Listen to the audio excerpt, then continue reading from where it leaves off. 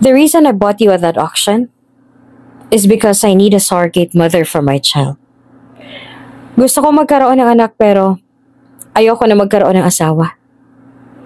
Nung makita kita sa entablado, naisip ko na magandang choice kung ikaw ang magbubuntis sa magiging anak ko. Paliwanag sa kanya ni Sir Augustus kung kaya'y napalunok ng mariin si Alina. And whether you like it or not, ipagbubuntis mo ang magiging anak ko. Dahil ako na ang nagmamay-ari sa'yo. Hindi naman nakakibo si Alina. Napakabata pa niya para mabuntis. Marami pa siyang pangarap sa buhay na gusto niyang matupad, subalit tila wala na siyang ibang pagpipilian dahil tulad niya ng sinabi ni Sir Augustus, ito na nagmamay-ari sa kanya. Kung ano man ang gusto nitong gawin sa kanya, ay wala siyang magagawa. Kundi, ang sundin na lang ito. Naiintindihan ko po, sir. Sagot ni Alina.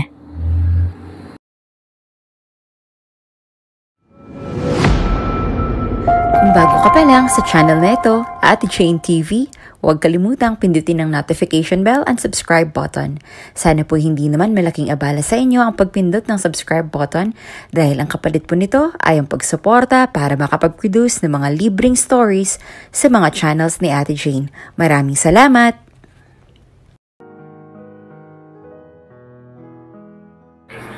Halos manginig ang buong katawan ng kaawa-awang dalaga na nagngangalang Alina Santos. Nasa taas ng entablado habang ang mga kilalang tao at businessman ay sinasabi ang kanilang mga presyo para bilhin siya. 2 million! Sigaw ng isang matandang lalaki mula sa isang table. 2 million! Sabi naman ng lalaking announcer. May tataas pa ba sa offer ni Mr. Fautismo? Mahigpit ang pagkakahawak ni Alina sa laylayan ng suot niyang dress na Mickey Mouse ang style. May kulay pulang ribbon din siya sa kanyang ulo at gamit ang foundation ay tinatakpan ng mga tao na nag-aayos sa kanya kanina ang pasa niya sa muka at sa kanyang katawan. Nasa isang auction siya ngayon. Matapos siyang ikulong ng mga taong bumili sa kanya, mula sa kanyang mapagmalupit na tiyahin, ay dinala siya ng mga hindi kilalang lalaki sa lugar na ito. Inayusan siya at ngayon ay ibinibenta na sa mas malaking halaga. Kung sino man ang mga businessman na makakapag-offer ng malaking halaga para bilhin siya, ang siyang bagong nagmamay-ari sa kanya. 3 million! May isa pang businessman ang sumigaw mula sa isang table na nasa madilim na parte kaya hindi gaanong matanaw ito ni Alina. Wow! 3 million! Offer from Mr. Slayer! Wala na bang mas tataas pa doon? Tanong ulit ang announcer. Come on, feast your eyes on this enchanting young woman. Her complexion is pure and radiant as freshly fallen snow with a beauty that captivates the soul.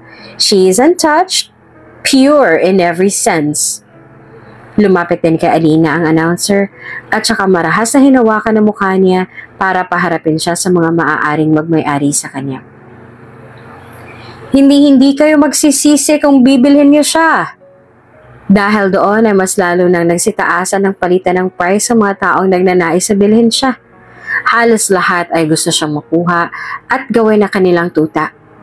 Subalit ang gulo ay natigil nang biglang may nagsalita na isang bidder at sinabi ang halaga para bilhin siya.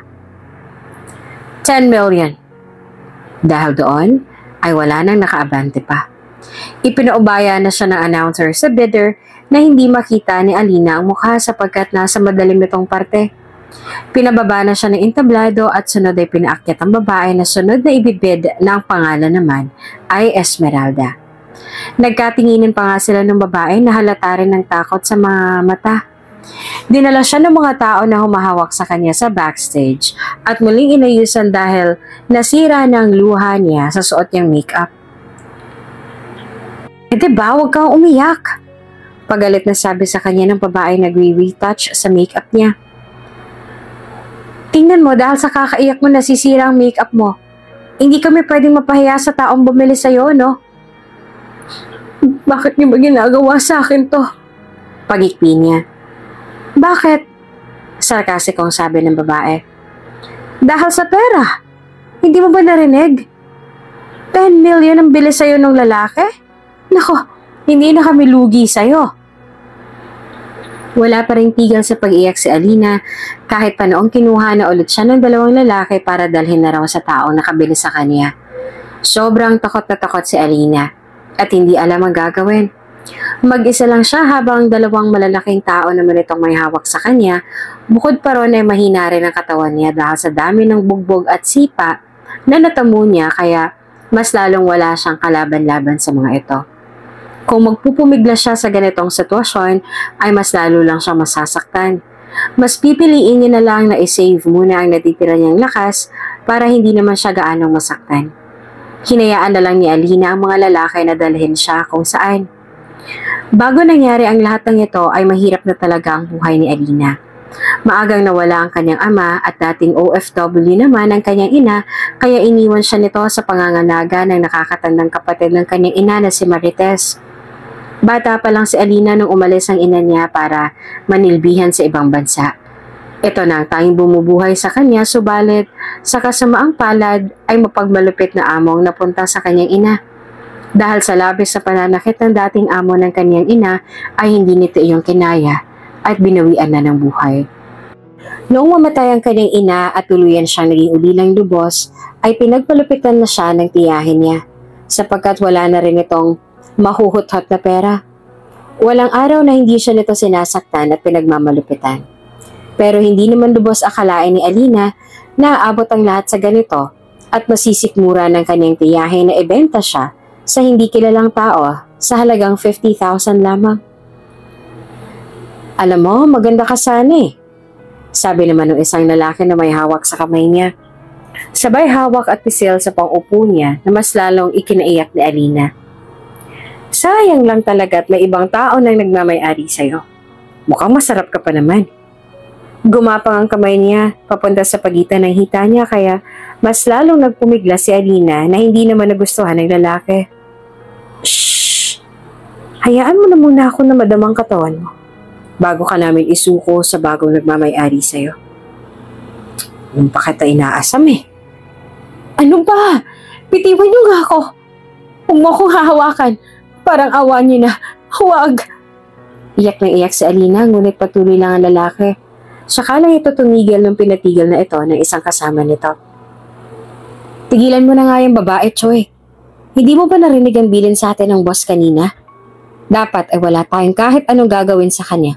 Kundi lahat tayo mananagot. Alalahanin mo malaking halaga ng pera ang mapaghahatian natin dahil sa babae na yan. Mabuti na lang at dahil doon na hindi na nga inulit ng lalaking ginawa. Kahit hanggang makalapit sila sa isang kulay itim na sasakyan. Binuksan ng mga ito ang pinto at bigla siyang pinapasok sa loob. Boss, kayo na hong bahala sa kanya. Sabi ng lalaki sa driver na hindi naman makita ni Alina ang muka dahil madilim nga sa loob ng sasakyan. Ang mga lalaki na rin ang nagsara ng pinto. Ano ginawa nila sa'yo?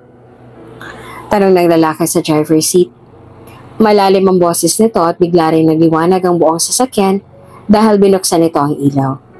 Saka lamang na sila ni Alina ang mukha ng lalaking maging ang braso nito ay puno ng mga tattoo.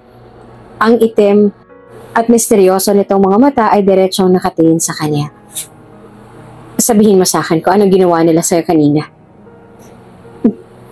Ginawa ka ng lalaki ang pribadong parte ko. At mas lalo pa siyang humagulol ng iyak. Hindi siya tumigil kahit anong pagmamakaawa ko. Dumilim ang mukha ng lalaki. Kinuha nito ang cellphone at may kung sinong tinawagan sabay ng paandar ng sasakyan. I'll send you my location, sabi ng lalaki sa kausap sa tawag. I-hack niyo ang CCTV nila at gawin niyo ang lahat para malaman kung sino ang mga lalaki na naghatid sa isa sa mga babae na nasa auction nila na ang pangalan ay Alina. Gawin niyo kung ano ang palagi kong pinapagawa sa inyo sa tuwing may nakikialam sa pag-aari ko.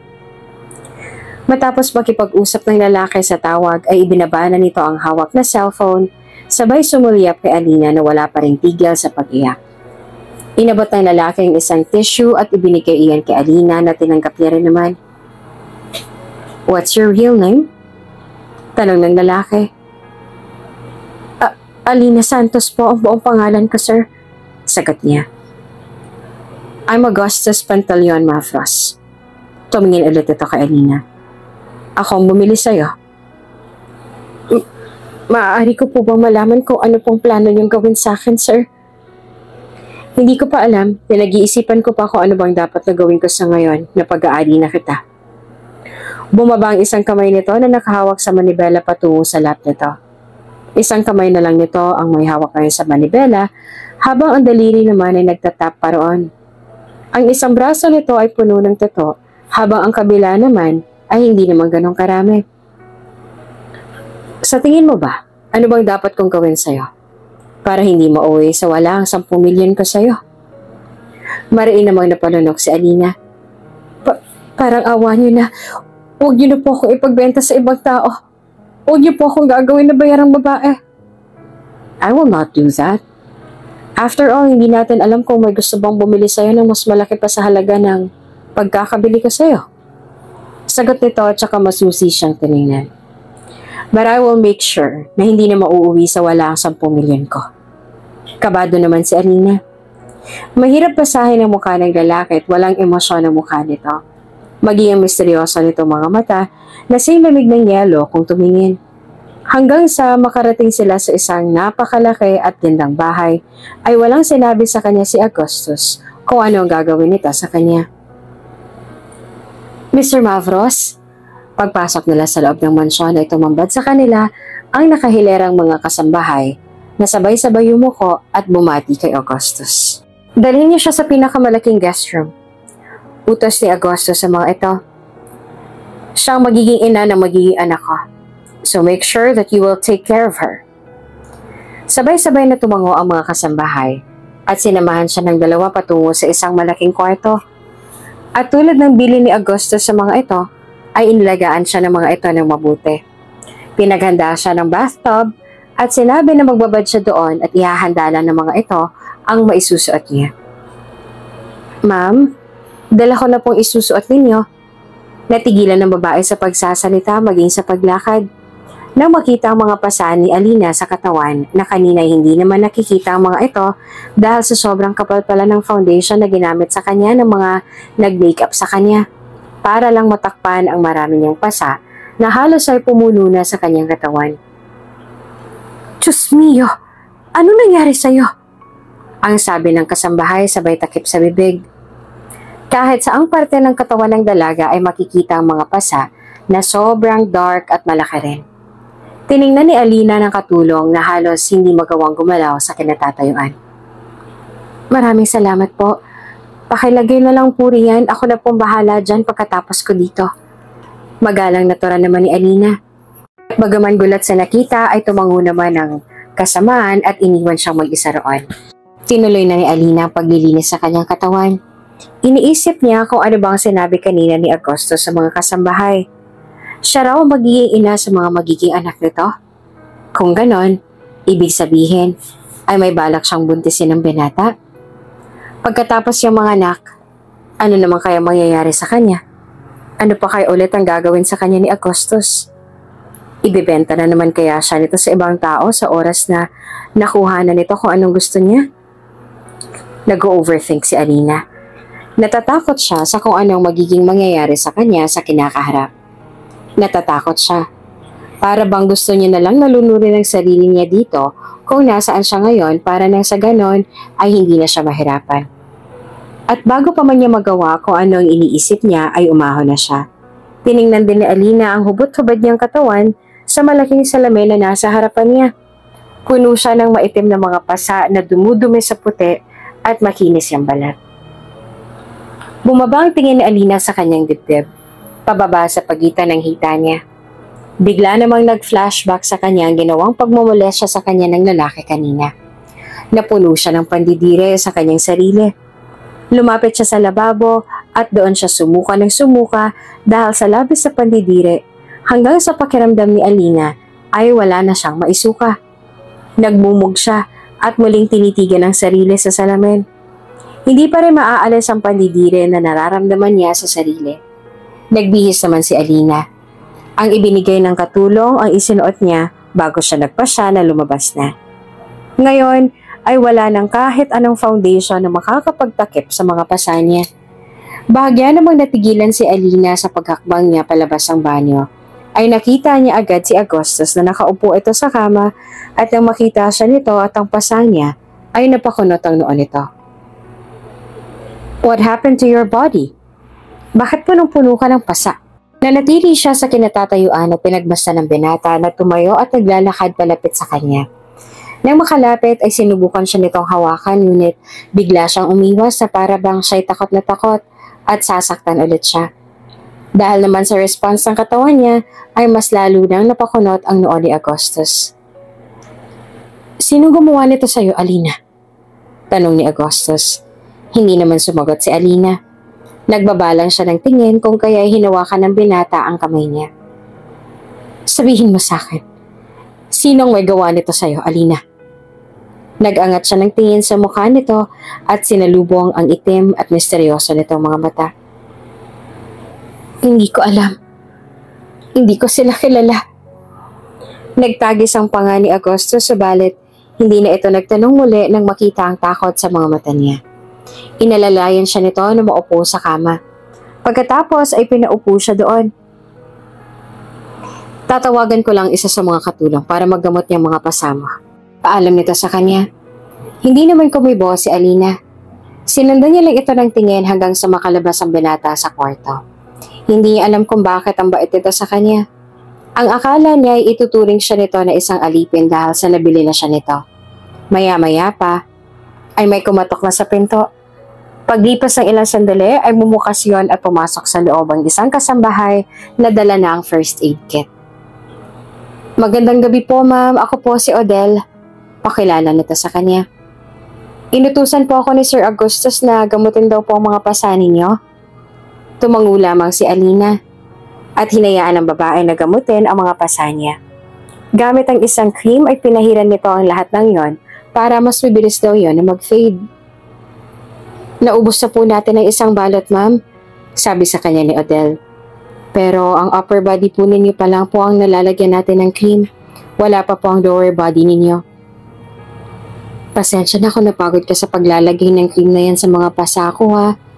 Tora naman ni Alina sa mababang tinig. Ay wala pong problema yun sa akin, ma'am. Trabaho ko po ito. Pero nag-aalala po ako sa inyo, ma'am. Kanina ko po kasi daman na mainit ang katawan ninyo. Hindi po ba maayos ang pakiramdam ninyo? Umiling naman si Alina. Medyo hindi nga ganun maayos ang pakiramdam ko. Kinuha naman ni Odelle ang thermometer at tiningnan kung may lagnat siya. Nang makita na 39.7 degrees Celsius ang init ng katawan niya, ay dali-dali itong tumayo at saka nagpaalam na kukuha lamang ng gamot sa baba na maaari niyang inumin. Ang pakiramdam ni Alina ay binibiyak ang ulo niya sa sobrang sakit. Kung kaya'y nahiga siya sa kama habang hinihintay niya ang pagbabalik ni Odelle. Ilang sandali pa ay bumalik na nga ito. Pinainom siya ng gamot. Tinapos na rin ito ang paglalagay ng cream sa katawan niya bago siya sinabihan na magpahinga na dahil sa mataas pa nga ang lagnat niya. Matapos ang lahat ng pasakit na pinagdaanan ni Alina sa kamay ng mga bumili sa kanya mula sa kanyang tiyahin, ngayon lang nakapahinga ang katawan niya. Anong problema? Nagtataka na tanong ni Augustus sa mga kasambahay nang makita niyang mga ito na aligaga sa paglabas-masok sa loob ng kwarto kung nasaan si Alina. Ang babae na binili niya. Sir, sobrang taas po ng lagnat ni Ma'am Alina. Nag-convulsion pa nga po siya sa sobrang init niya. Nakailang punas na rin po kami ng basang tawel sa katawan niya pero hindi pa rin po talaga bumababa ang lagnat niya. Paliwanag sa kanya may nag-aalalang kasambahay. Mabilis namang pumasok si Augustus sa kwarto. Lumapit siya kay Alina at inilapat niya ang palad sa noo nito. Sobrang taas nga ng lagnat nito at nanginginig na rin ang buong katawan ng dalaga. Bantayan niyo muna siya. Tatawagan ko lang ang doktor nating kapitbahay. Bili ni Augustus sa mga kasambahay. Mabilis namang bumaba si Augustus at nagtungo siya sa gate ng kapitbahay niya si Lawrence na isang doktor. Sunod-sunod niyang pinindot ang doorbell at hanggang sa binuksan na ng galit na si Lawrence ang pinto. What do you want? Pagalit na tanong ni Lawrence kay Augustus. Alam mo ba nakakagaling ko lang sa 24-hour shift at iniistorbo mo na agad ang tulog kung walang hiya ka? Hindi ba ang sabi ko naman sa'yo na wag mo akong iistorbohin lalo na kung pagod na pagod ako? Nanggagalaiti sa galit si Lawrence. Ngunit wala naman siyang pakialam sa galit nito. Look, I need your help. Napairap si Lawrence ang dahil doon. Bakit ba sa dami ng pwede mong hinga ng tulong ay sa doktor pa talaga na sobrang pagod na sa buhay? Someone's life is in danger. Kailangan mo akong tulungan. Kailangan mong sumama sa akin.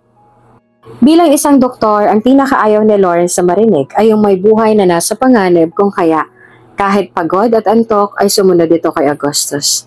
Napakarami ng katanungan ni Lawrence sa isipan nang makita nito ang isang magandang babaeng nakahiga sa kama. Dito sa isang guest room ng bahay ni Augustus na kaibigan niya rin. Ganon pa man, hindi na muna inuna ni Lawrence sa pagiging chismoso niya at ginawa na muna kung anong kailangan na gawin para kahit papaano ay bumaba ng lagnat ang dalaga.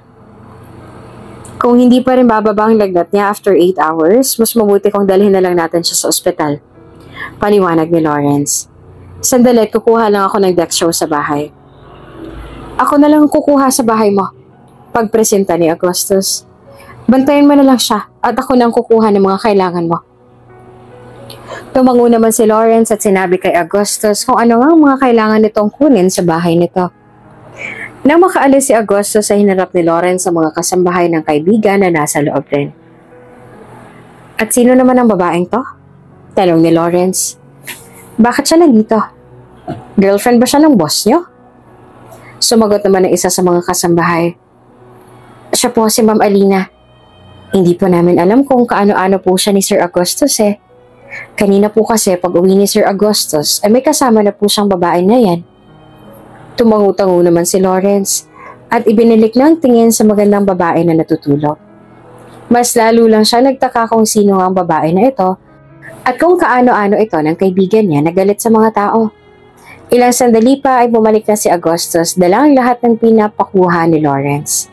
Pinagmasdan ni Augustus ang kaibigang doktor na tusukan ng karayom ni Lawrence ang ugat ni Alina para ikabit dito ang dextrose. Masyadong mataas ang lagnat niya, kaya kailangan niya ito para maiwasan na rin ang pagconvulsion. Paliwanag ni Lawrence. Nang maayos na nito ang dalaga ay saka lamang nakampante si Augustus kahit papaano. Alam mo ba kung anong posibleng dahilan ng mataas niyang lagnat at mga pasa niya sa katawan? Sa tingin ko, ang mga pasa niya ang dahilan kung bakit siya nilagnat. Base sa itsura ng mga pasa niya, bago lang mga yon. Posible na nakuha niya lang ang pasa kahapon o nung isang araw. At isa rin sa mga nakikita akong dahilan kung bakit marami siyang pasa ay physical abuse. Sumulyap si Lawrence sa dalaga na tulog pero ang itsura ay mas kalmado na kesa kanina. Sa ngayon pa lamang ay masasabi ko na hindi biro ang pinagdaanan ng babae na ito para makuha niya mga pasa na yan sa kanyang katawan. Nakatingin din si Augustus sa dalaga. Dahil doon ay hindi halos ma-imagine ni Augustus kung ano bang pinagdaanan nito para matamo ang ganoong karaming mga pasa at galos sa katawan. Sino pala siya? At bakit nandito siya sa bahay mo? Tanong ni Lawrence. She said her name is Alina Santos. Binili ko siya sa isang auction. Nalaglag naman ang panga ni Lawrence sa narinig. Bumili ka ng babae sa auction? Yes. Wala naman sana akong balak na bumili. At mas lalong wala rin sa plano kong dumalo sa auction na yan.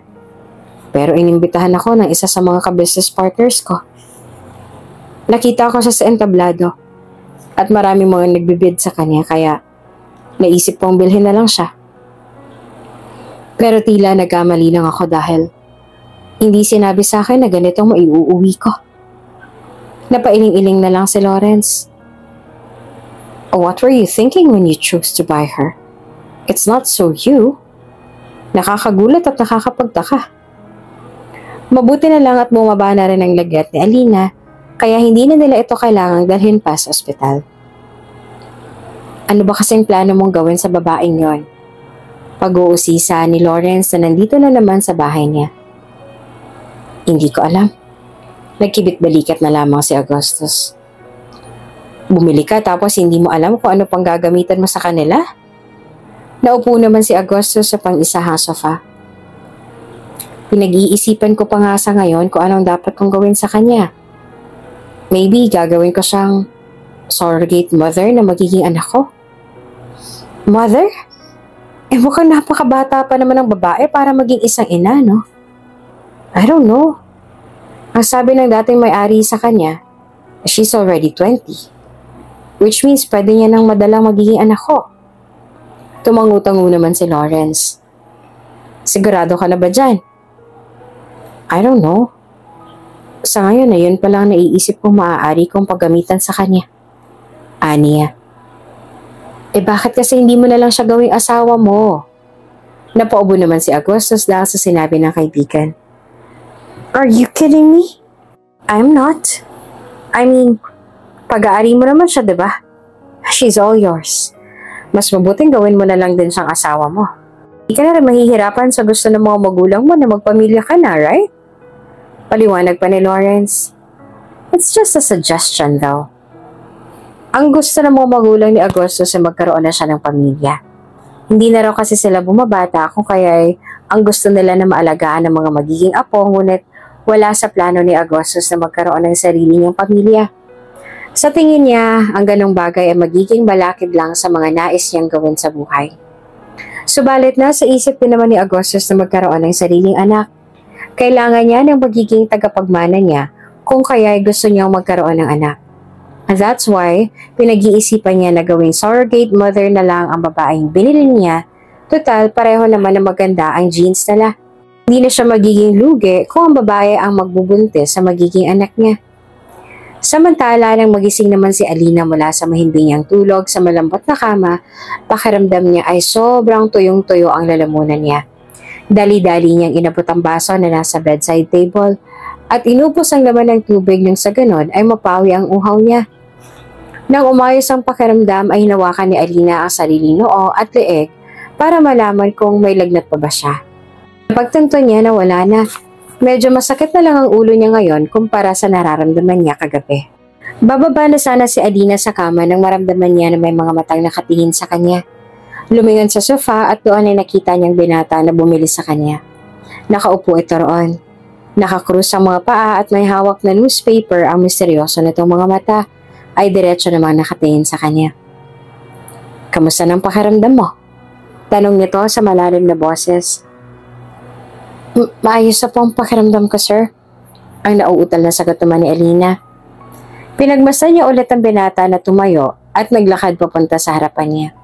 Bigla namang bumilis ang tibok ng puso ni Alina nung yumuko ito palapit. Sapat para magkapantay-pantay ang kanilang mga mukha. Kapag kuwan na inilapat nito ang kamay sa kanyang noo. Wala ka ng lagnat. Wika nito. Tumama naman ang mabango nitong hininga sa kanyang mukha. Hindi naman nakagalaw si Alina sa kinauupuan niya. Umayos na lang tayo ang binata at tumingin sa suot na relo. It's almost lunch. Take your time to get ready. I'll be just downstairs. Tumalikod na si Agustus at naglakad na sana paalis nang napatigil ng tawagin niya ang pangalan nito. Sir, pwede po ba ako makahiram ng damit? Nahihiya at nag-aalangan na tanong ni Alina. I actually ordered clothes for you. Itinuro nito ang sofa na kinauupuan kanina na may maraming mga paper bags mula sa kilalang mga brands. Wear whatever you want to wear. Maraming salamat po, sir. Hindi na ito sumagot at tumuloy na sa paglakad hanggang sa makalabas na sa kwarto.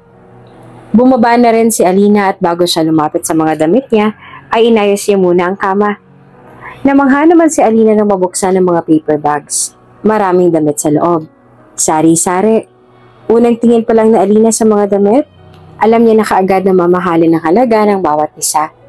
Iyon na marahil ang pinakaunang beses na makakasuot siya ng bago at branded na damit. Noon kasi, nung malaya pa siya at nasa pangangalaga pa ng kanyang tiyahin, ay puro naman galing sa ukay ang mga nabibili niyang damit. Iyon lang din naman kasi ang afford niya. Kaya naman ngayon ay sobrang ilang ni Alina sa suot niya na magandang bestida. Nangangamba siya at baka masira niya ang magandang damit na suot. Kulay puti ang kulay ng suot niyang bestida. Bagay na bagay din yon sa kanya. Lalo na noong hinayaan niya na lang na nakalugay ang itim na itim niyang mga buhok. Kung siguro lang ay wala ng mga pasa niya ngayon, baka mas lalo pa yung magandang tingnan sa kanya. Natural namang maputi ang mga labi ni Alina, subalit dahil sa galing siya sa sakit ay hindi pa rin nakaka-recover ang katawan niya sa mga sipa at bugbog na kanyang natabo. Naging maputla ang kulay ng kanyang labi. Halata pa rin ang pagod sa kanyang mga mata kaya para kahit papaano'y mabigyan ng kulay ang kanyang muka, kinagat-kagat niya na lang ang kanyang pangibabang labi. Paglabas niya ng banyo, sakto naman ay kumakatok sa pinto kaya agad siyang lumapit at binuksan ang pinto. "Ma'am, tapos na po ba kayong mag-ayos?" Tanong sa kanya ng isang kasambahay na nasa labas. "Ipinapatawag na po kasi kayo ni Sir Agustus. Ready na raw po yung lunch ninyo." Opo, tapos na po ako," sagot naman ni Alina sa mababang boses. "Kung ganun ay sumunod na po kayo sa akin, ma'am. Sasamahan ko po kayo papunta sa kusina." Tumango naman si Alina at sinundan ng ang kasambahay. Habang nakasunod siya sa babae ay ginagala niyang mata sa nadaraanan. Napakalaki at napakaganda ng mansyon na ito. Para bang isa itong palasyo na noon ay ini-imagine lang ni Alina. Ang lahat ng gamit na nadararaanan nila ay puro mukhang mamahalin, maging ang mga paintings na nakasabit sa wall. Pagpasok nila sa kusina, nakita niya kaagad ang binata na si Agustus na nakaupo sa head ng mesa. Maraming pagkain ang nakahain sa mahabang mesa. Kung kanina hindi ramdam ni Alina ang gutom, ngayon ay bigla namang humilab ang sikmura niya. Mariin din siyang napalunok habang nakatingin sa mga pagkain. Tumingin sa kanya si Agustus, sabay ibinaba ang hawak na documents. "Have a seat." Tumango at sumunod naman si Alina. Pinagilan niya ang sarili ng upuan at doon ay naupo. Nakayuko siya habang ang dalawa niyang kamay ay magkasalikop. Halata sa mukha niya ang kaba, lalo na't ramdam niya pa ang tingin sa kanya ni Agustus. "Kumain ka na." Nagsalita ang binata kaya napaangat ang ulo ni Alina. "I know you're hungry." "Salamat po, sir." Hindi naman kumibo ang binata. Tipid naman ang bawat kilos ni Alina sa takot na may magawa siyang mali at masaktan din siya nito tulad ng mga naunang bumili sa kanya. Naiilang naman si Alina na kumain dahil nakatingin sa kanilang mga kasambahay. Kung sakaling may ipag-uutos sila at mas lalo pa siyang nailang nung may tumawag kay Sir Agustus kung kayo'y umalis ito at naiwan siyang mag-isang kumain. Nag-angat ng tingin si Alina sa mga kasambahay na nakatayo lang doon. Tila nararamdaman ng mga ito ang pagkailang niya kaya nagsalita ang isa. "Naku ma'am, kumain lang po kayo. Kailangan niyo pong makabawi kayo sa lakas ninyo. Sobrang taas ang lagnat ninyo kagabi. Huwag po kayong maiilang sa amin. Naghihintay lang po kami sa utos ninyo." Sa kabila ng pagkailang ay marami pa rin ang nakain ni Alina. Ilang araw din kasi siyang wala talagang maayos na kain dahil tinitipid siya ng mga taong unang bumili sa kanya. Natapos na lang si Alina sa pagkain at hindi pa rin bumabalik si Agustus. "Ma'am, pinapatawag po kayo ni Sir Agustus," sabi sa kanya ng kasambahay na nagpakilalang si Berta. Sinundan niya naman si Berta hanggang sa makarating sila sa pool area kung saan naman naroon si Sir Agustus at may kausap pa rin sa tawag. "Sir?" Nauutal na tinawag ni Alina ang binata. "Pinatawag niyo raw po ako?" "Yes, let's have a seat." Naupo si Alina sa isang lounge. Sa harapan niya ay nakaupo naman si Agustus. "May mga katanungan lang ako since now that you're under my care. Siguro naman ay dapat lang na alam ko ang ilang mga impormasyon tungkol sa'yo." Wika ng binata na ikitinango naman ni Alina. "Alina Santos is your real name, right?" Tumango ulit si Alina bilang sagot. "How old are you?" "Magto-21 na po ako, sir." "Magto-21?" Sad ang binata kaya tumango ulit siya. "Kailan ang birthday mo?" "August 15 po, sir." "Nasaan ang mga magulang mo at paano ka nakapunta sa auction na yan?" "Wala na po ako mga magulang, sir. Bata pa lang po ako ay namatay ng aking ama. Pinatay siya ng isa sa mga kaibigan niya. Ang aking ina naman po ay pinatay din ng mga naging amo ko sa abroad nung siya ay isang OFW. Ayon sa mga investigasyon, hindi raw po kanaya ng aking inang pananakit sa kanya ng mga tao roon." Nanginginig naman ang boses ni Alina habang sinasabi iyon. Pagdating kasi talaga sa nangyari sa magulang niya, ay mabilis siyang maging emosyonal.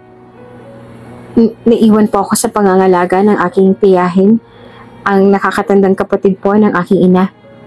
Subalit malupit po ang aking tiyahin hanggang sa noong nabaon po sila sa utang at ibinenta nila ako sa mga hindi kilalang lalaki. Seryoso lamang si Agustus habang nakikinig sa kanya. Tinanong din ng binata kung anong ginagawa sa kanya ng mga taong bumili sa kanya na tapat namang ikinuwento ni Alina. Nagtanong pa nga si Agustus kung may tanda ba siyang pangalan sa mga taong nanakit sa kanya o kaya naman ay ang mga mukha nila dahil may kailangan daw itong gawin. Mabuti na lang at natatandaan ni Alina ang ilan sa mga pangalan ng mga nagmaltrato sa kanya. Maging ang mukha nila kaya na-describe niya iyon kay Sir Augustus. Hindi naman alam ni Alina kung anong gagawin nito, subalit sa isip niya ay dapat lang nasabihin niya ito sa binata dahil ito na ang bago na nagmamay-ari sa kanya. The reason I bought you in the auction is because I need a surrogate mother for my child. Gusto ko magkaroon ng anak, pero ayoko magkaroon ng asawa. Nung makita kita sa entablado, naisip ko na magandang choice kung ikaw ang magbubuntis sa magiging anak ko. Paliwanag sa kanya ni Sir Augustus kung kaya'y napalunok ng mariin si Alina. And whether you like it or not, ay pagbubuntis mo ang magiging anak ko. Dahil ako naman ang bagong may-ari sa'yo. Hindi naman nakakibo si Alina. Napakabata niya pa para magbuntis. Marami pa siyang pangarap sa buhay na gusto niya matupad, subalit tila wala na siyang ibang pagpipilian dahil tulad nga ng sabi ni Sir Augustus, ito nang nagmamay-ari sa kanya. Kung ano man ang gusto nitong gawin sa kanya, wala na siyang magagawa, kundi ang sundin na lang ito. Naiintindihan ko po, sir. Sagot naman ni Alina. Matapos ang pag-uusap nilang yon ay umalis na nga si Sir Augustus. May inutusan ng binata na kasambahay para itour siya sa mansyon. Ang kasambahay na yon ay nagpakilalang si Jean. Nobya ka ba ni Sir Augustus? Biglang tanong sa kanya ni Jean. Hindi, sagot naman ni Alina. Kung ganon, totoo ba na ikaw ang magiging ina ng magiging anak ni Sir Augustus? Marahan naman siyang tumango. Tama palang ibang mga kasamahang, napakahalaga mo pala dahil ikaw ang magdadala sa magiging tagapagmana ni Sir Augustus. Huwag kang mag-alala. Habang nandito ka sa bahay ni Sir Augustus at nandito rin kami, aalagaan ka namin ng mabuti. Napangiti naman si Alina. Maraming salamat po. Habang naglilibot-libot sila sa mansyon ay patuloy sa pagkukwento si Jean sa experience ito sa pagtatrabaho kay Sir Augustus. Ayon kay Jean ay mabait naman daw ang amo na Sir Augustus kahit na mukhang hindi. Bihira din daw kung umuwi si Sir Augustus sa mansyon dahil sa trabaho nito. Isa raw na tattoo artist si Augustus at may-ari ng malaking kumpanya. May nobya na ba si Sir Augustus? Wala sa sariling na itanong ni Alina kay Jean habang nandito sila sa veranda ng isa sa mga guest room. Wala, kaya ang akala nga namin ay ikaw ang nobya niya nung dinala ka niya dito kahapon. Paliwanag pa ni Alina. Wala pa siyang babaeng dinadala dito sa mansyon mula nung magtrabaho ako rito. Ikaw pa lang. Ganun ba? Oo, kaya alam na agad namin na mahalaga ka. Ikaw pa lang magdadala sa magiging anak ni Sir eh. Matapos siya nitong itour sa mga guest rooms, dinala naman siya nito sa dapat na kwarto ni Sir Augustus.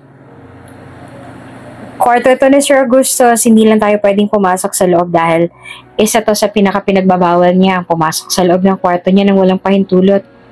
Pero malawak ang kwarto na to ni Sir. Connected rin to sa office niya dito sa mansyon kaya kung alam mong nasa mansyon na si Sir Augustus at hindi siya pumasok sa opisina pero hindi mo siya makita dito, andito lang siya sa kwarto niya o di kaya sa kanyang opisina. Matapos siyang ma-tour ni Jean sa buong mansyon ay pinakilala naman siya nito sa iba pang mga kasambahay. Mabuti na lang at lahat ng mga kasambahay ay mabait sa kanya at maayos ang turing sa kanya. Lumipas ang araw pero bihira niya lang makita si Augustus. Ang sabi sa kanya ng mga kasambahay ay ganun daw talaga si Augustus. Bihira lang daw itong umuwi dahil madalas nasa opisina o kaya naman ay sa tattoo shop na ito. Sa ilang araw na lumipas ay sobra pa rin ang pagkailang ni Alina. Nasanay kasi siya na ang turing sa kanya ng mga tao ay basahan, subalit dito sa mansyong ito Si Augustus ang turing sa kanya ng mga tao ay para bang isa siyang prinsesa. Pinagsisilbihan siya ng mga ito at hinahayaan na mapagod sapagkat yun daw ang bilin sa kanila ni Augustus bago ito umalis. What's your next plan, Augustus? Tanong ni Sandro. Kaibigan ni Augustus na kasalukuyang tinatatuan niya sa likod. Isang agila ang gusto ni Sandro na itatu niya sa likod nito. Natagpuan na ang lahat ng mga taong nanakit sa babae mo. Nahanap namin sila at lahat sila ay umamin sa ginawa nila sa kanya. And just like what you said, we made them experience what hell feels like. We held them captive. Ano nang susunod na gagawin namin sa kanila? Just held them captive for long. Paramdam niya rin sa kanila kung anong pinaramdam nila sa lahat ng naging biktima nila. Sagot ni Augustus. They're criminals. Nagtatago sila sa mga pulis kaya walang magtataka kung mawala sila ng mahabang panahon. Yun lang? Ayaw mong ipapatay sila? Tanong ni Sandro. Killing is a sin. We can't do that. Sandro chuckled, a sly grin spreading across his face. So, is keeping them captive right? Besides, hindi naman tayong gagawa nun sa kanila. May ibang tao naman ang gagawa nun para sa atin. No, we're not going to do that. Wika ni Augustus. After a month tayo na mismo ang magbibigay sa kanila sa mga pulis. Okay, if you say so. Matagal nang ginawa ni Augustus ang tattoo ni Sandro sa likod. Nakatulog pa nga si Sandro sa sobrang tagal. Isa naman sa mga kinahihiligan na gawin ni Augustus ay ang magtato kung wala siyang tinatatuan ay sa sariling balat niya ginagawa ang art niya. Where is she? Sa sandaling makapasok si Augustus sa mansyon, ang una niyang tinanong sa katulong na nakasalubong ay ang dalaga na si Alina. Nagpapahinga na po siya sa silid niya, sir. Pinayuhan namin siya na magpahinga ng maaga para mabilis siya makabawi ng lakas. Hanggang ngayon po kasi medyo mahina pa rin po si ma'am. Okay, sabihan niyo siya bukas na mag-prepare at dadalhin ko siya sa ospital. Pagkasabi ni Augustus noon, ay diretso na siyang umakyat papunta sa kwarto niya. Naupo siya sa kanyang kama at tinanggal ang binalot niya sa bago niyang tato sa kaliwang braso na kanina niya lang din ginawa. Rosas ang bago niyang tato. Pagkatapos ay nag-shower na rin siya. Tinignan ni Augustus ang oras sa bedside table at napabuntong hininga nang makita kung anong oras na. Lumapit siya sa cabinet at sa loob ay kinuha ang gamot. Gamot na hinihiling ni Augustus na tuluyan ang mawala sa buhay niya. He's just too sick of this medicine. Dahil sa iniinom na gamot ay mabilis siyang inantok. Nang imulat ni Augustus ang kanyang mga mata ay umaga na. Naupo siya sa kama at napasabunot sa sarili niyang buhok. He really hated how empty he felt when he wakes up in the next morning. Pakiramdam niya ay inuubos ng gamot ang iniinom niya ang lakas niya. Bakit po tayo pupunta sa ospital, sir? Tanong ni Alina sa binatang si Augustus. Kanina, maaga pa lang ay sinabihan na siya ng mga kasambahay na maghanda dahil dadalhin daw siya ni Augustus sa ospital. Nakaramdam siya ng takot dahil baka isagawa na kaagad ni Augustus ang plano na gawin siyang surrogate mother ng magiging anak nito dahil sa gustong-gusto na nitong magkaanak. Lawrence advised me na general check-up ka to make sure na wala kang kahit anong pilay sa iyong katawan na maaaring magpahirap sa iyo at sa magiging anak ko kung mabubuntis ka na. Kung kaya sa loob ng sasakyan ay tahimik lang si Alina. Ganon din naman ang binata. Pero habang nagmamaneho ito, pasulip-sulip din siya dito at napansin niya rin ang bagong tattoo nito sa braso na namumula pa. Hanggang sa makarating na sila sa ospital na pag-aari pa rin ni Doc Lawrence, ang doktor na nag-alaga sa kanya noong unang gabi niya sa mansyon ni Augustus. Nananatili silang tahimik ng dalawa. Maraming test ang ginawa sa kanyang doktor para masigurado raw na maliban sa mga galos at pasa niya sa katawan ay wala na siyang kahit anong pilay o sakit. At habang nagpapaliwanag sa kanyang doktor, nakaupo lang si Augustus sa sofa at nasa malayo ang tingin na animoy may malalim na iniisip. Wala ka namang mga pilay sa katawan. Kaya lang masakit ang katawan mo ay dahil sa trauma sa pambubugbog at pananakit sa iyo. Hindi ka pa pwedeng mabuntis agad kapag ganito ang kalagayan ng katawan mo. Kailangan nyo munang maghintay ng mga ilang linggo, kaya naman ay buwan, hanggang sa mag-fully recover na ang katawan mo. Paliwanag ni Lawrence. I will give you medicine to relieve the pain at para mas mapadali ang paggaling mo. Habang nagpapaliwanag sa kanya ang doktor ay pasulyap-sulyap din siya kay Augustus na nananatiling nasa malayo ang tingin. Pagbalik sa mansyon, nagtaka naman si Alina noong may iabot sa kanya si Augustus na cellphone bago nito pinaandar ang sasakyan. Pinanood ni Alina ang video sa cellphone at nagulat nang makita ang video. Dahil nasa video ang mga taong tandang-tanda ni Alina na nanakit at nang molestya sa kanya. Nakagapos ang mga ito.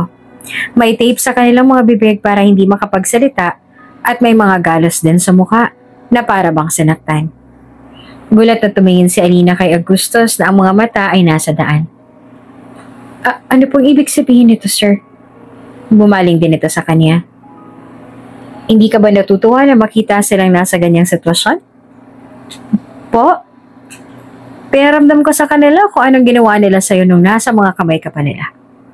Paliwanag ni Augustus na tila hindi malang matinigan ng simpatya.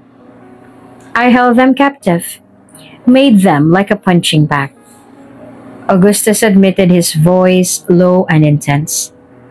And the one who molested you, I made him feel like trash. I made him feel what he made you feel. Or probably much worse than that. Kayo pong may gawa nito sa kanila? No, not really. Nakatuon na ulit ang buong atensyon ni Augustus sa daan. I asked someone to do that for me. Hindi ko maaaring bahiran ng kahit na anong kamay ko. Sinabi na rin ni Augustus na after ilang buwan ay isusuko na rin nilang mga ito sa mga pulis, pero sa ngayon ay gusto daw muna nitong pahirapan ng mga tao. At ang nasabi na lang ni Alina sa kanyang sarili dahil sa nalaman at nakita, nakakatakot palang tao si Augustus. Kung gugustuhin ito, ay kaya nitong tumapos ng buhay nang walang kahit anong awa na nararamdaman sa katawan. Sa totoo lang, alam naman ni Alina sa sarili na ang dapat niyang maramdaman. Dahil sa kanyang mga nalaman ay takot. Subalit imbes na yon ang kanyang nararamdaman, pakiramdam niya ay ligtas pa siya habang si Augustus pang nagmamay-ari sa kanya. At masaya rin siya sa feeling niya. Nakaganti na rin siya sa mga taong nananakit at nang molestya sa kanya. Gabing-gabi na subalit hindi pa rin makatulog si Augustus. Nakakapagtaka lang dahil kahit nakainom na siya ng gamot at dapat ay antok na siya, hindi siya nakakaramdam ng kahit ano. Sobrang active ng utak at katawan niya at ito ang unang beses na nakaramdam siya ng ganito. Ito ang unang beses na para bang hindi siya napapagod. Hindi maalis sa isip niya ang naging reaksyon ni Alina noong ipakita niya rito ang video ng mga lalaking nanakit dito at marahil iyon ang dahilan kung bakit hindi siya makatulog at hindi inaantok. Puno ng takot ang mga mata ng dalaga na para bang ang tingin nito sa kanya ay isa siyang kriminal na magagawa itong saktan. Hindi niya gusto ang mga tingin sa kanya ni Alina. Lumabas ng kwarto niya si Augustus at hinintay niya rin na lumabas ang isang kasambahay sa kwarto ni Alina. Ang kasamaang palang yon ang inatasan ni Augustus na magbantay sa dalaga dahil ayon kay Lawrence, posible raw na maka-experience ang dalaga ng traumatic disorder matapos ang lahat ng nangyari dito noon. Nang makalabas na ang kasambahay, sakalang pumasok si Augustus sa loob ng kwarto. Naupo siya sa kama sa tabi ng natutulog na dalaga, na bahagya namang kumunot ang noo pero hindi malang nagising. Tinitigan ni Augustus ang mabuti ang dalaga. Hindi niya rin alam kung bakit niya nga ba tinitigan ito ngayon. Basta ng mga sandaling yon, gusto niya lang itong titigan. Dahan-dahan na tumaas ang kamay ni Augustus para abutin ang noo ng dalaga. Inalis niya ang ilang hibla ng buhok na humaharang sa mukha nito. Pinantay niya rin ang magkasalubong pa rin itong kilay. Marahil ay nananaginip ito ngayon. Nagbuntong hininga ng malalim si Augustus. Binawi niya ang kamay niya bago tumayo. Akmang aalis na siya nang gumalaw-galaw si Alina sa pagtulog. Ang akala ni Augustus ay nagising ito. Subalit nakikita ang tila na nanaginip lang ito ng masama. It's okay. I'm here. Sabi ni Augustus sa mababang boses. Hinawakan niya rin ang kamay ng dalaga para kumalma ito subalit patuloy pa rin ito sa kakagalaw. Tumutulo rin ang mga luha sa mga mata nito. Shh! It's okay. You're safe. Everything's alright. Hinaplos din ni Augustus ang mukha nito at patuloy niya itong inalo hanggang sa kumalma na ito. Bagaman kumalma na, bakas pa rin ng discomfort sa mukha. So to make her feel safe, Nahiga si Augusto sa tabi nito.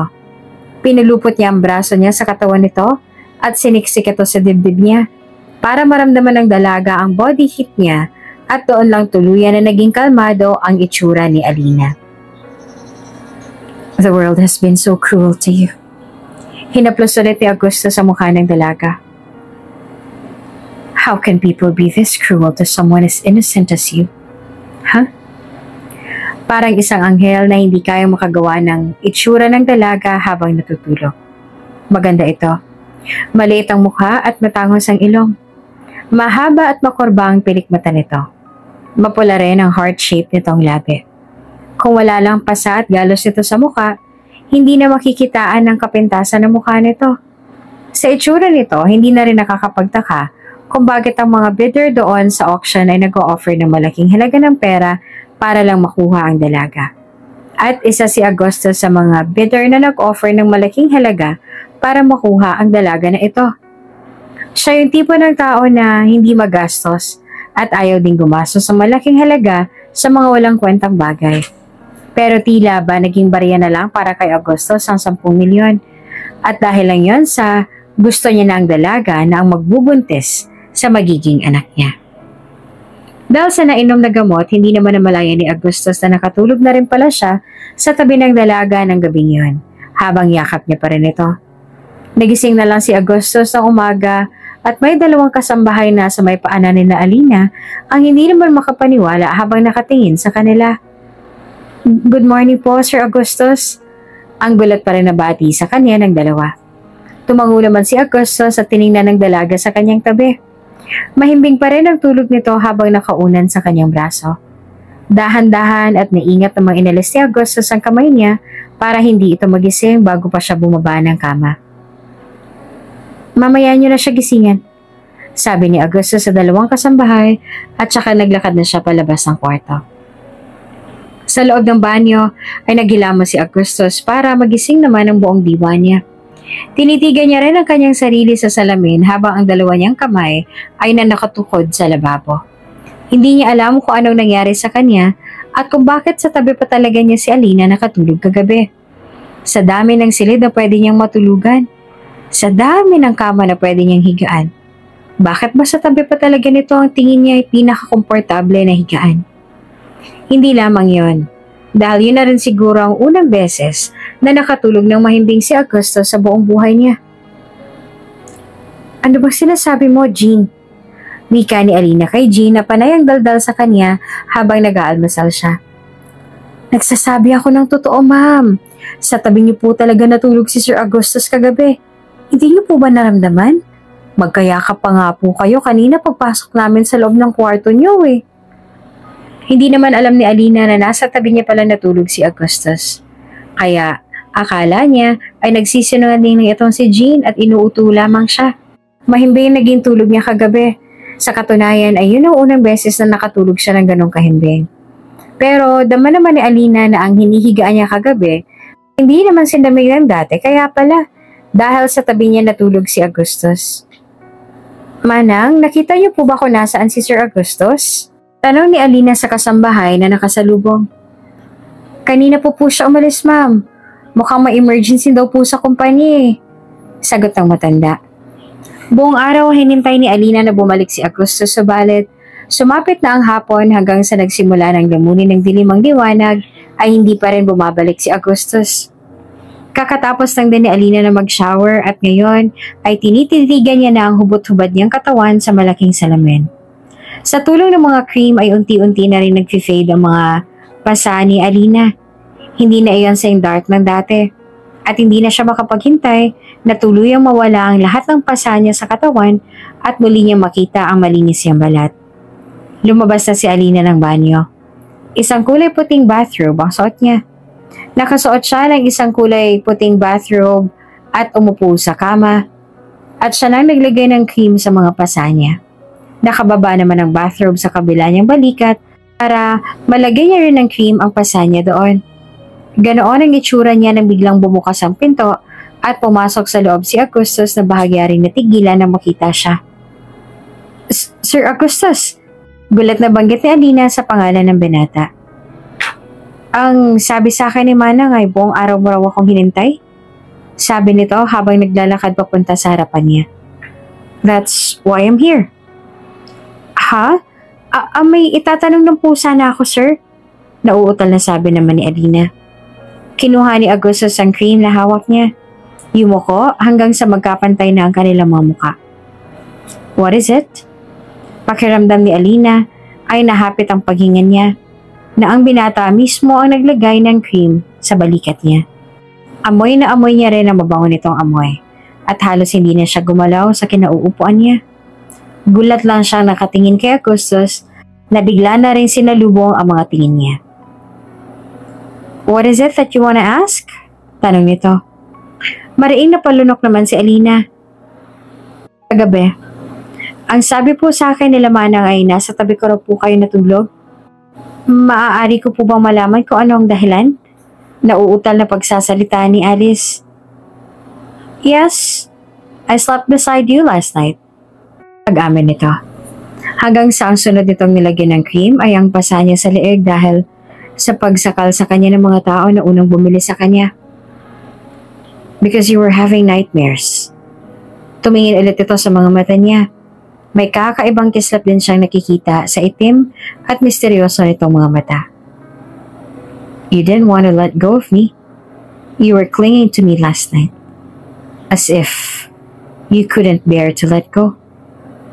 Kaya hindi ko na malaya na nakatulog na rin pala ako sa tabi mo kagabi.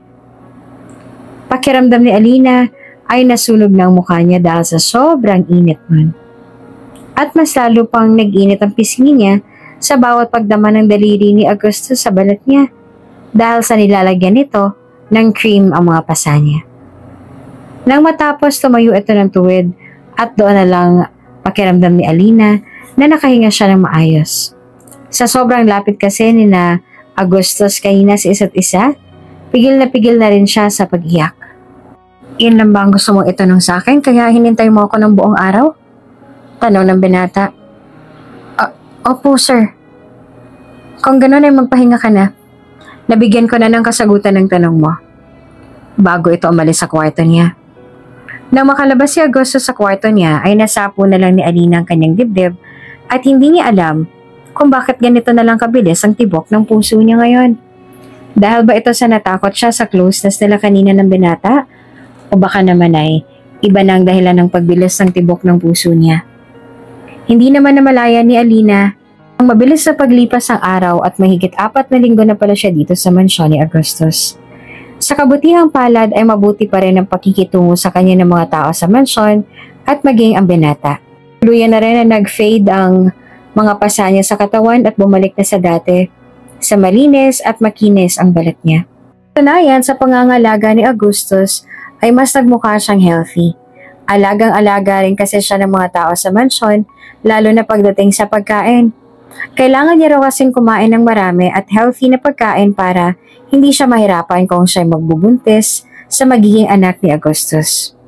At sa totoo lang, hindi naman alam ni Alina kung kailan ang balak ni Augustus na pagbuntis niya sa anak nito dahil mula nung pag-uusap nila sa pool area nung unang araw niya pa lang sa bahay nito, ay wala na ulit itong nabanggit sa kanya patungkol doon. May bago ka na naman pong tato. Takang wika ni Alina habang nakatingin siya sa braso ni Augustus na meron namang bagong tato. Halos palagi na lang itong may bagong tato. Tiningnan ni Augustus ang tato sa braso ng isang relo. Yeah, got this earlier. Lumapit si Alina sa binata para makita niyang mabuti ang tattoo nito. Isang relo?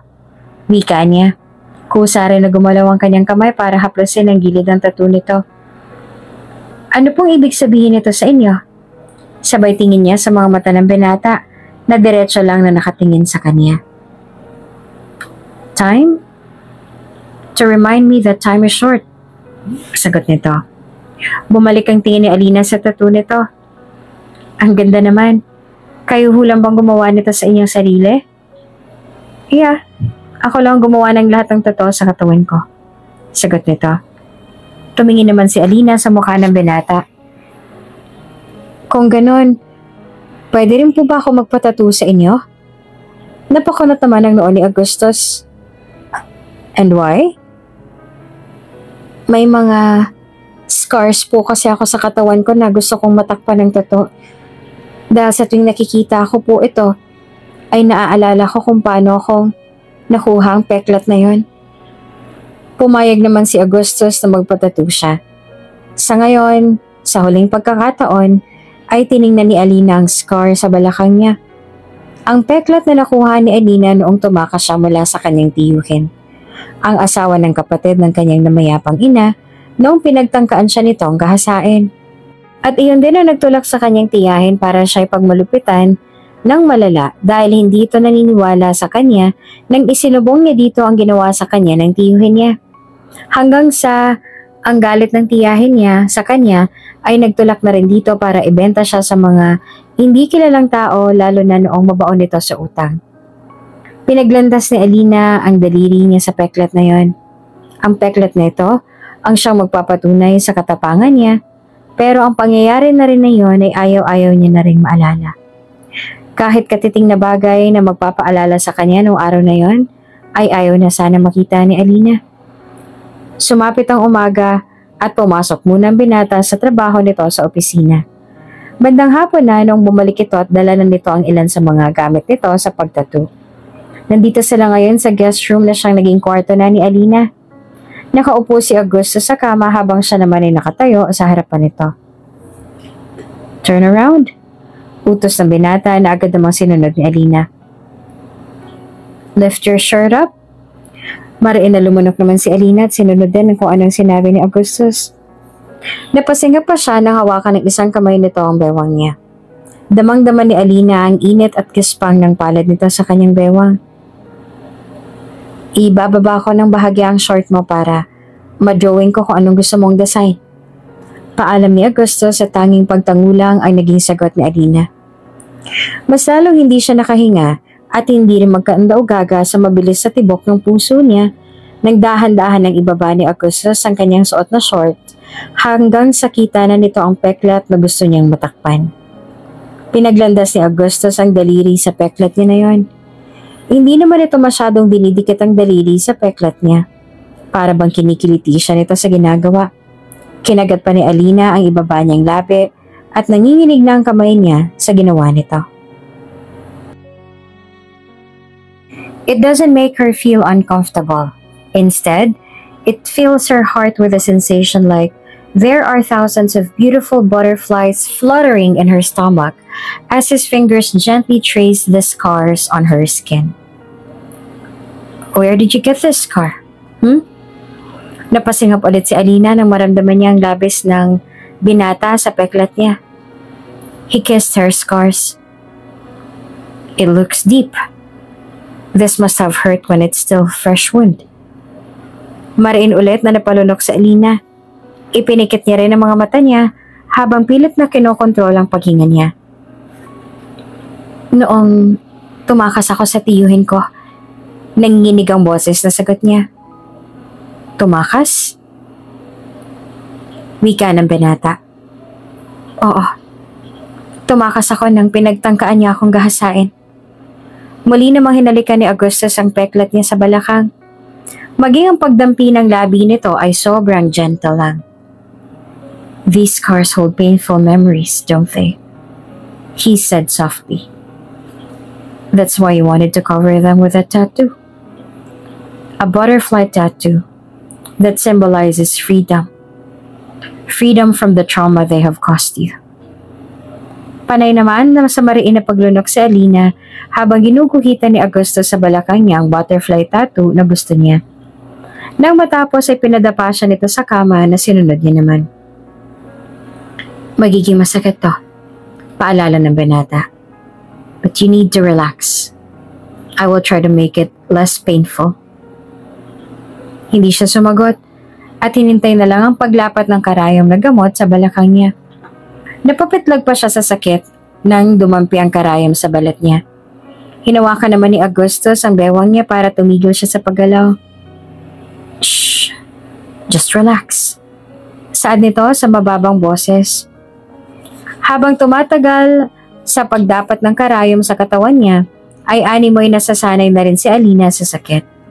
Sa ngayon ay mas nakafocus ang atensyon niya sa kamay ni Augustus sa bewang niya.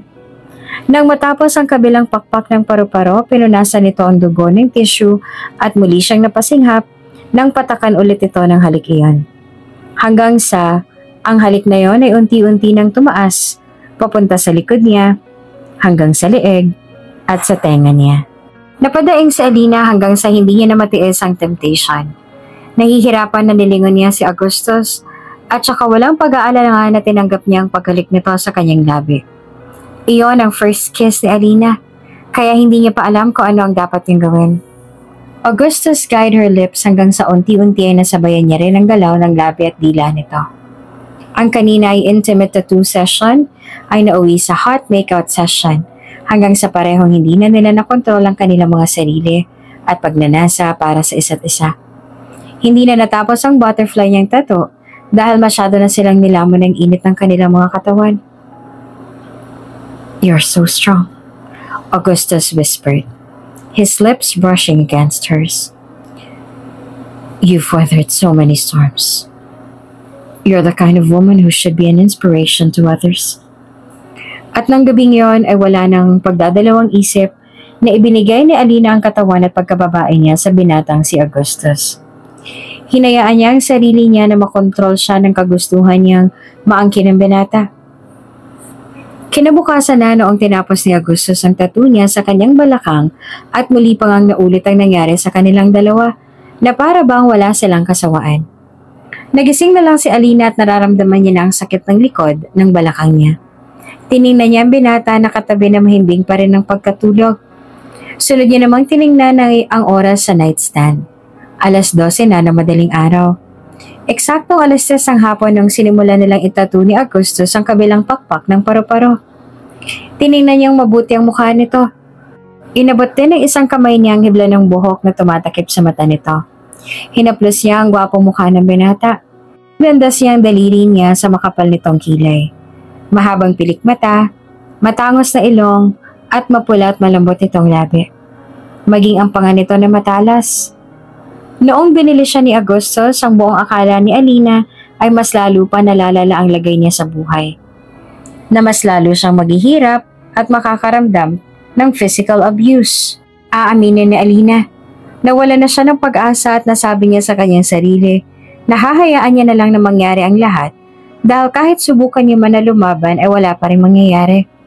Nawala na siya ng pag-asa at naisip niya na sumuko na lamang. Ngunit hindi niya lubos akalain na tila mas naging maayos pa nga ang buhay niya sa mga kamay ni Augustus. Hindi siya nito itinuring na punching bag o kaya naman ay basahan.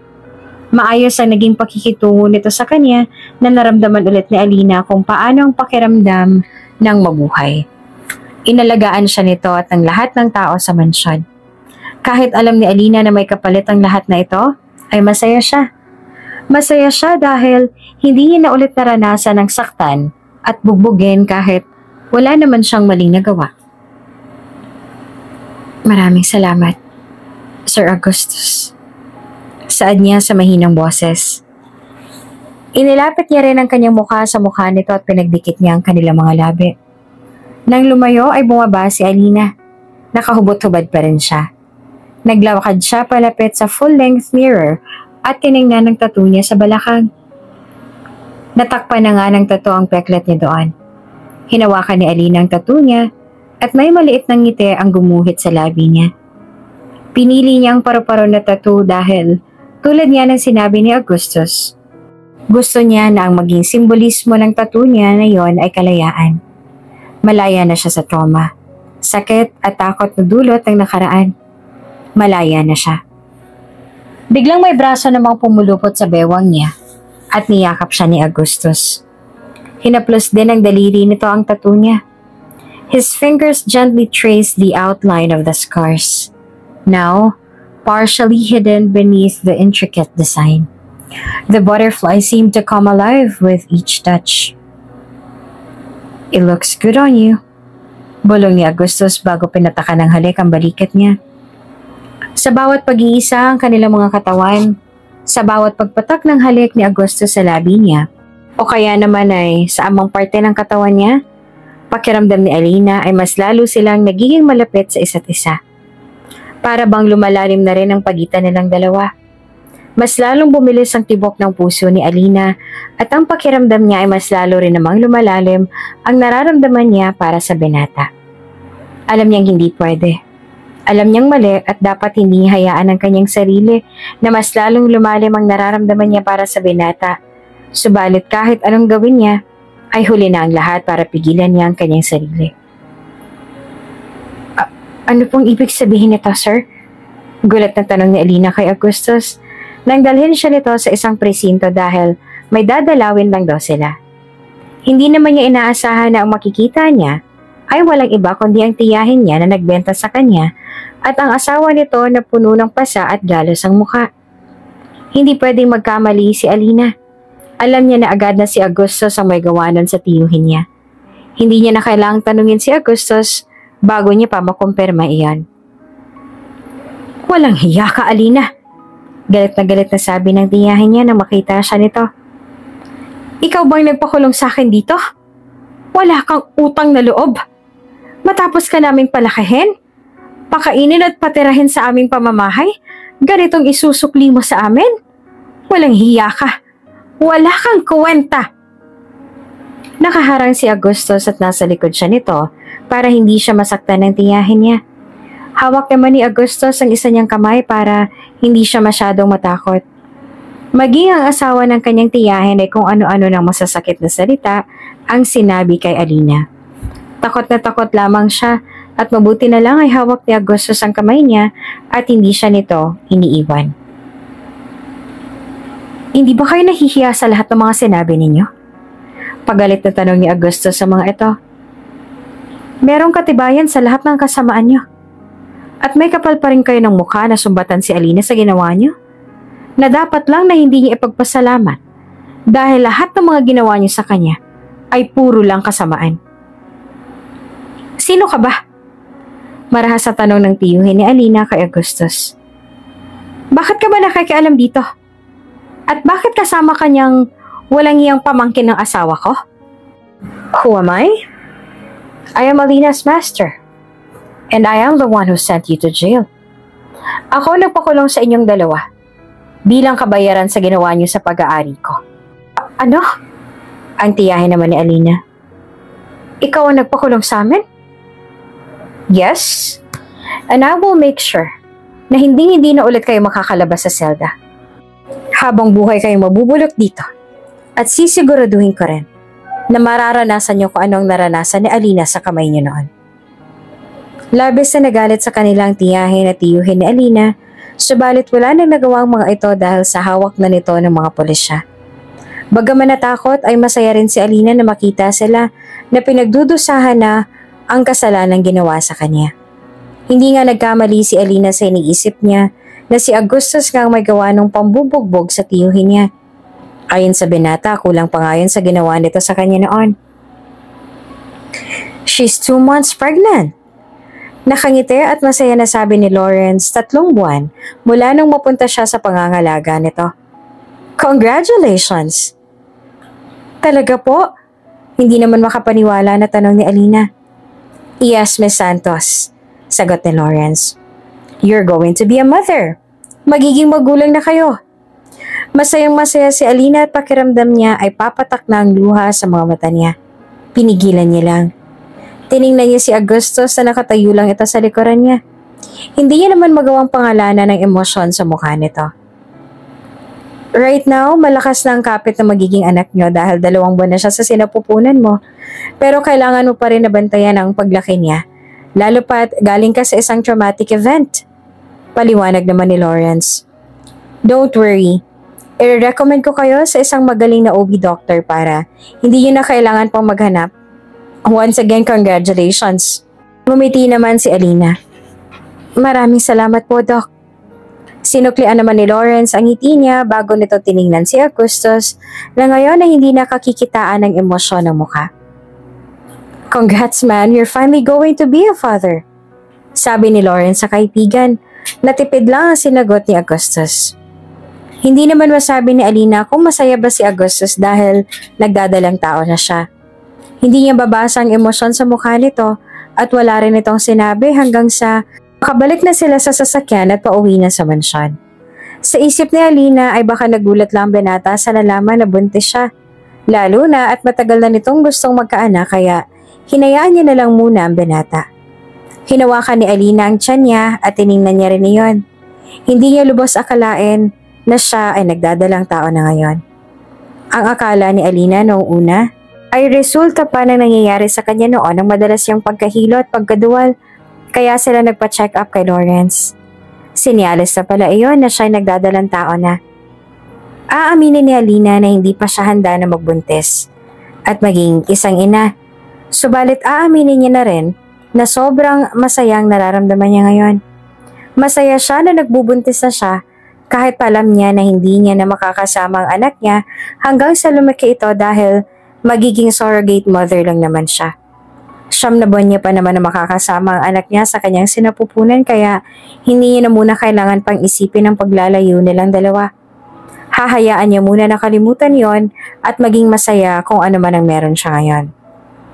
Magmula nang malaman nila na si Alina ay nagdadalang tao, napansin ni Alina ang pagbabago ni Augustus maging sa pakikitungo nito sa kanya. Ramdam niya na iniiwasan siya nito kaya ay nagtataka siya dahil si Augustus din naman ang may gusto na magkaroon nito ng anak kung kaya't binili siya nito noon sa auction. Nasa kwarto niyo po ba ngayon si Augustus? Tanong ni Alina kay ama ng Martha. Opo ma'am. Tumango naman si Alina at kumatok muna siya sa pinto at ang walang bumukas o sumagot ay pinihit niyang pabukas ang pinto. Nakita niya si Augustus na nakaupo sa kama. May hawak itong libro at ngayon ay seryoso na nakatingin sa kanya. Wala itong sinabi at pinagmasdan lang siya na maglakad palapit hanggang sa nasa tabi niya na ng kama.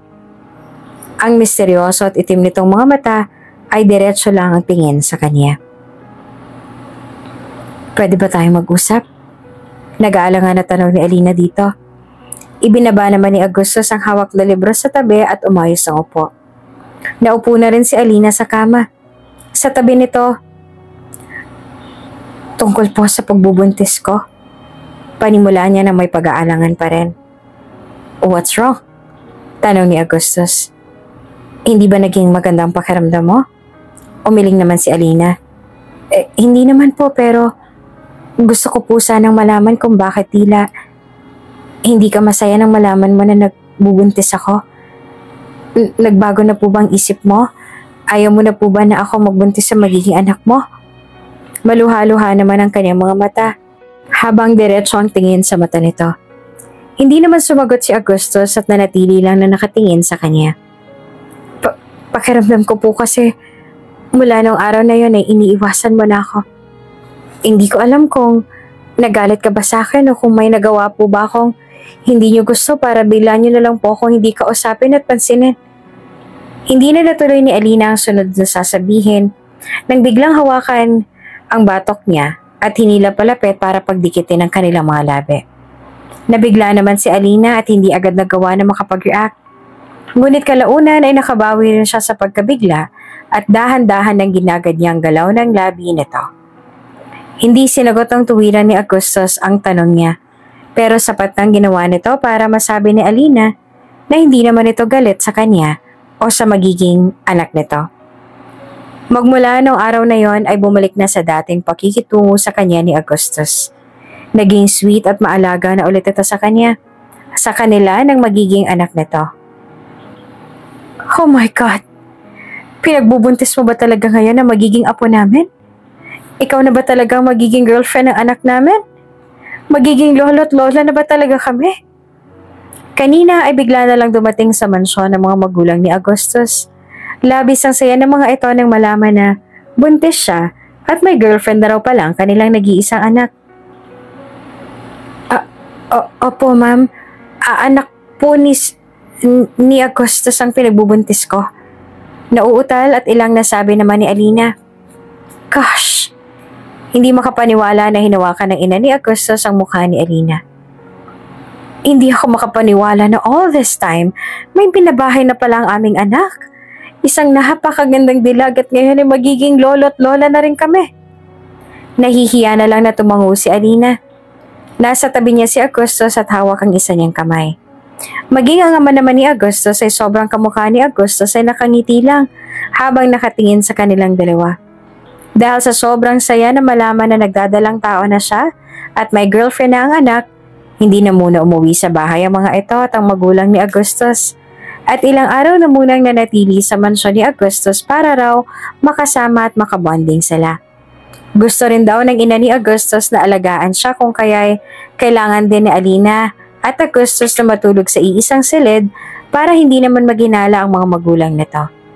Hindi sila tunay na magkasindahan at surrogate mother lang si Alina.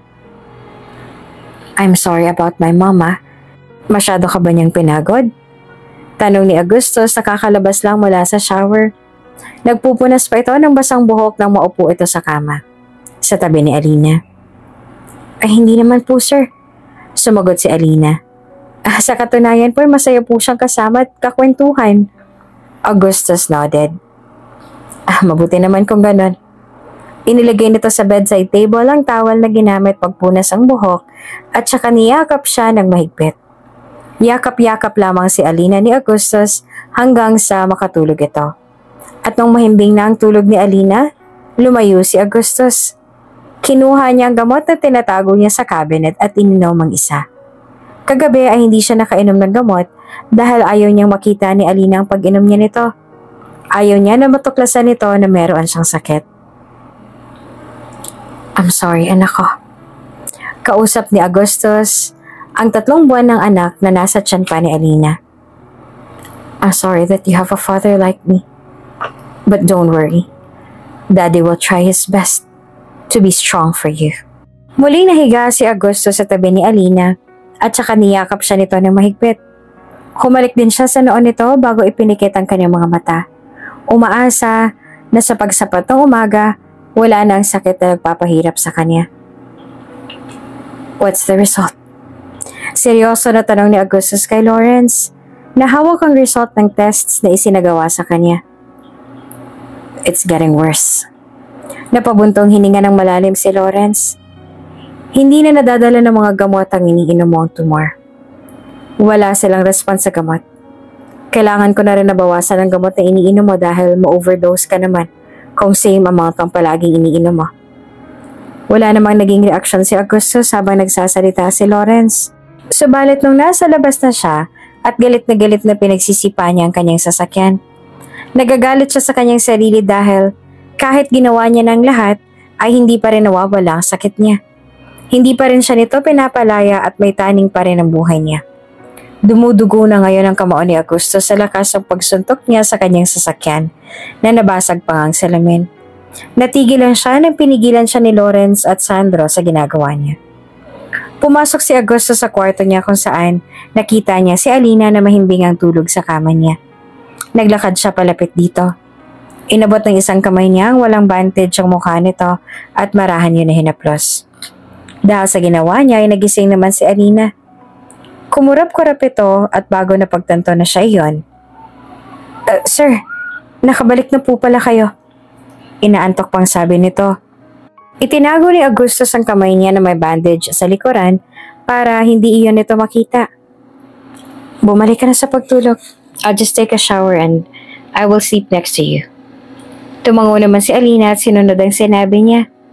Sa loob ng banyo ay hinubad ni Augustus ang suot niya na t-shirt at tinitikang mabuti ang tattoo niya sa katawan sa salamin.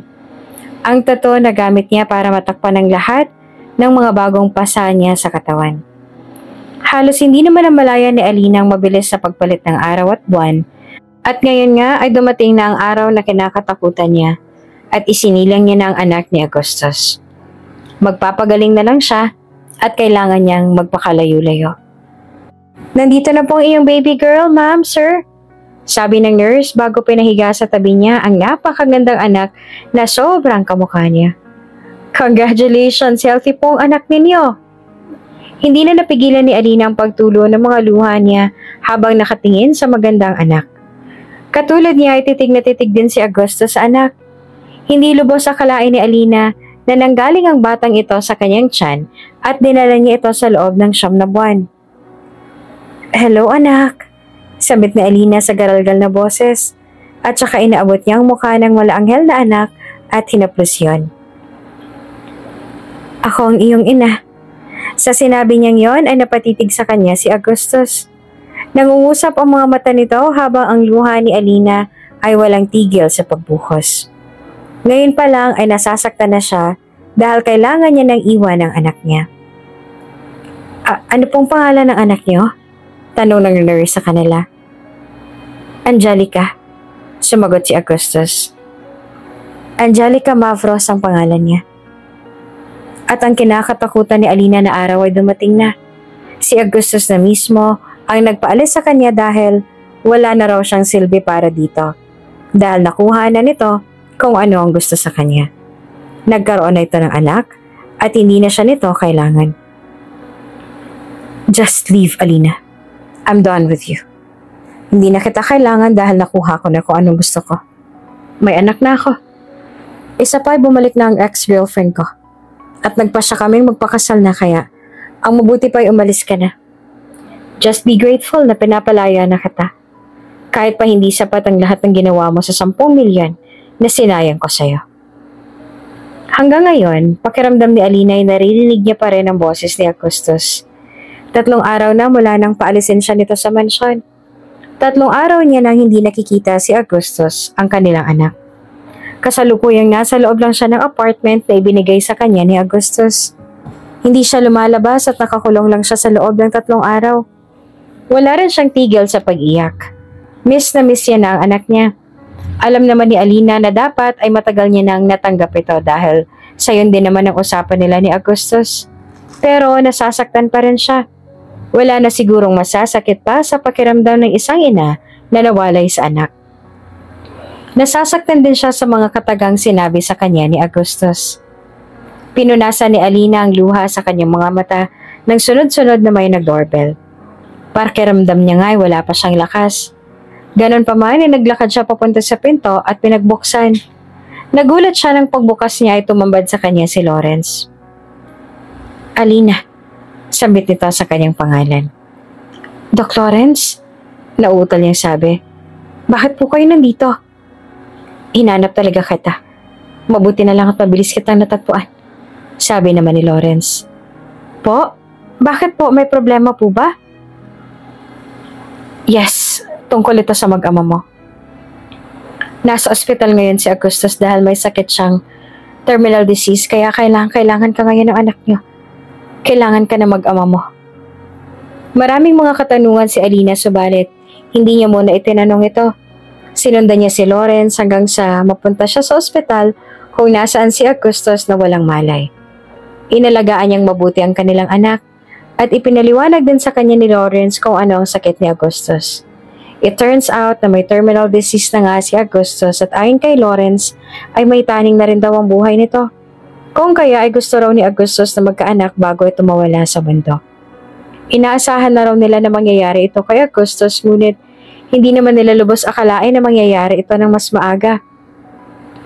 Kasama ni Alina sa ospital ang magulang ni Augustus pero dahil nga sa napakabata pa ni Angelica ay hindi sila pwedeng magstay na matagal doon. Ang magulang na mismo ni Augustus ang nagpabalik sa kanya sa mansyon matapos nilang malinawan sa kung ano nga bang tunay na nangyari. Araw-araw pa rin namang binibisita ni Alina sa ospital si Augustus na ngayon ay aparatos na lamang ang nagdurugtong sa buhay nito. Ngunit umaasa pa rin silang lahat na magigising pa si Augustus. Wala silang tigil sa pagdarasal, umaasa silang lahat. At pinakinggan naman ng langit ang mga dalangin nila dahil matapos ang 8 buwan na pagkakakomatose, nagising ulit si Augustus. Nilabanan nga nito ang kamatayan at bumalik ito sa kanila. I'm sorry, naiiyak na sabi ni Augustus. Hindi ko gustong pagsabihan ka ng masama noon. Ginawa ko lang yan dahil alam ko na malapit na ako mawala. Gustuhin ko mang manatili sa tabi mo, sa tabi ng anak natin pero hindi ko magawa dahil sa sakit ko.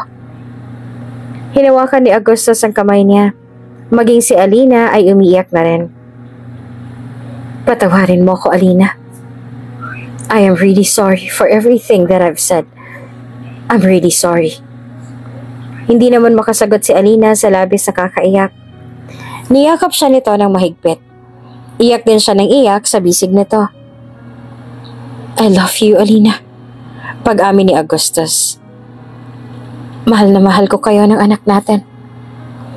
Habang comatose si Augustus ay nilalabanan ng sakit. Sa isip niya ay kasama niyang mag-ina niya. Masaya sila sa panaginip niyang yon. Doon ay mas lalong napagtanto ni Augustus kung ano nga ba ang tunay niyang nararamdaman para kay Alina.